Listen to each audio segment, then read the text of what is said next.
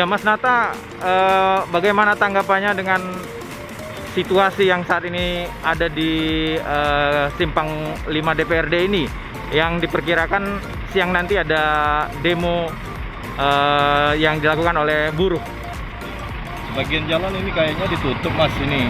Jadi semua pengendara yang mau melintas khususnya ke Simpang 5 DPRD Sumsel ini dialihkan ke jalan lain karena ya semuanya ditutup semua dan dipasang kawat berduri ya. Nah, itu untuk mengantisipasi agar semua aksi bisa dicegal dengan satu titik. Oh. Kalau Mas Nata sendiri melihat aksi demo tersebut, apa tanggapan Mas Nata? Ya, tanggapannya ya sangat setuju sih Mas. Ya, tapi kalau bisa jangan anarkis kayak gitu. Demo sih boleh, tapi asal damai kayak gitu. Oh, Oke, terima kasih Mas Nata. Ya.